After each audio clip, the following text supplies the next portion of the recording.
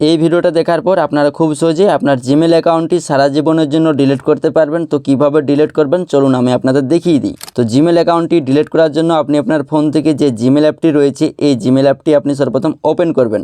এই জিমেল অ্যাপটি প্রত্যেকের মোবাইল ফোনে রয়েছে। এই জিমেল অ্যাপটি আপনি সর্বপ্রথম ওপেন করবেন। ওপেন করার পর আপনার সামনে এরকম একটি ইন্টারপেজ ওপেন হবে।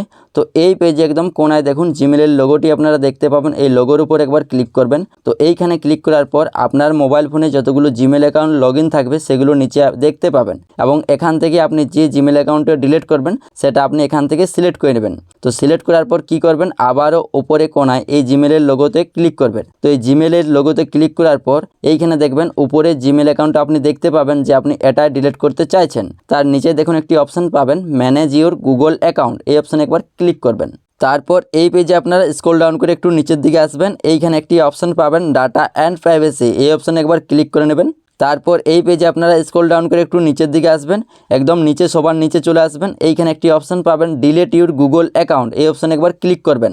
তারপর এইখানে আপনার মোবাইলের যে স্ক্রিন লকটা রয়েছে অর্থাৎ ফোনের যে স্ক্রিন লকটা রয়েছে সেই ফোনের স্ক্রিন লকটা আপনি এখানে দিয়ে দিবেন সর্বপ্রথম। তো এইখানে আপনারা ফোনের লকটা দিয়ে দিবেন। তারপর এই পেজটি ওপেন হবে। এই পেজে ডিলিট ইওর গুগল অ্যাকাউন্ট, এই পেজে আপনারা স্ক্রল ডাউন করে নিচের দিকে চলে আসবেন।